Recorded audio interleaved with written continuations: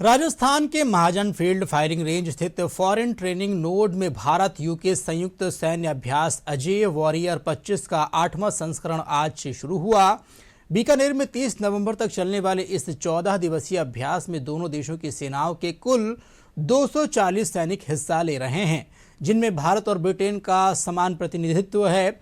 भारतीय सेना के सिख रेजिमेंट और ब्रिटिश आर्मी की ओर से पहली डिवीजन की चौथी लाइट ब्रिगेड के अंतर्गत द्वितीय बटालियन रॉयल गोरखा राइफल्स के सैनिक भाग ले रहे हैं। यूनाइटेड किंगडम की ओर से लगभग 100 सैनिक इस अभ्यास का हिस्सा हैं।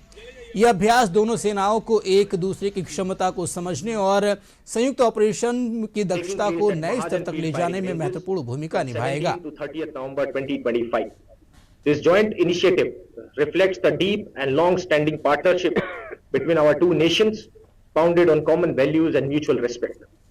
This joint exercise stands as a clear demonstration of our shared commitment to global peace and security. Guided by the United Nations peacekeeping mandate, we have come together to enhance our capabilities in counter-terrorism operations. This exercise represents the modern strategic partnership developing between our two nations and our armies. 2025 was an exceptional year in the UK-India relationship. Those were the words of Minister Jaishankar recently during an event. Our PMs have met twice this year and formalised Vision 2035, a partnership of two modern democracies with shared values and challenges in an increasingly uncertain world. Bikaner में Bharat UK संयुक्त सैन्य अभ्यास अजेय warrior 25 का 8वां संस्करण आज से शुरू हुआ। इस पर और अधिक जानकारी के लिए हमारे साथ जुड़ गई हैं हमारी संवाददाता मुदिता पोपली।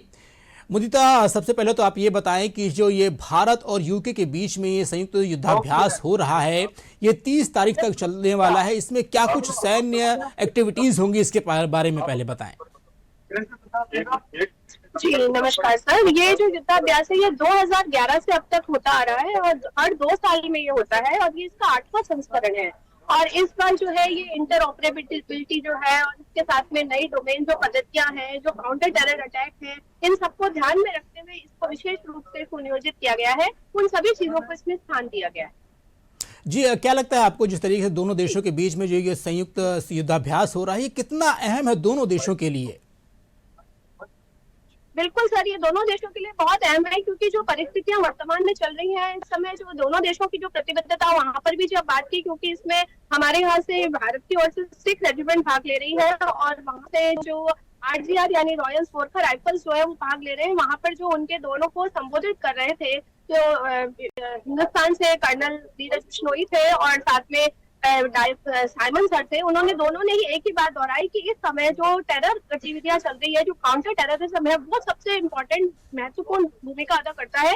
ऐसी स्थिति में ये जो इस प्रकार की एक्सरसाइजेज है, ये देश के अंदर और सभी जगह पर विश्व के अंदर शांति एक फैलाने की जो स्थिति है उसको ध्यान में रखकर जो है इसका अभ्यास जो है वो किया जा रहा है। पीस, अगर हम इसे कहें तो पीस जो है फैलाने के लिए, शांति फैलाने के लिए दोनों का ये एक संयुक्त जो है सैन्य अभ्यास।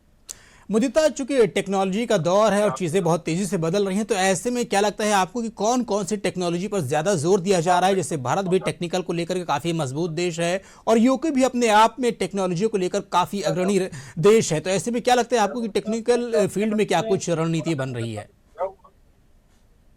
सर बिल्कुल सही कह रहे हैं आप। ये इसमें बार बार यही बात उठकर आई कि जितने भी नवाचार जो हो रहे हैं युद्ध क्षेत्र में, जो नए नवाचार हो रहे हैं, इंटरऑपरेबिलिटीज हो रही हैं और इस क्षेत्र में जो हमारी विशेषताएं हैं और उस क्षेत्र में जो उनके नवाचार है, दोनों को साथ में लेते हुए विशेष रूप से जो है कारगर उपाय किए जाए और इस प्रकार से ये संयुक्त सैन्य अभ्यास किया जाए।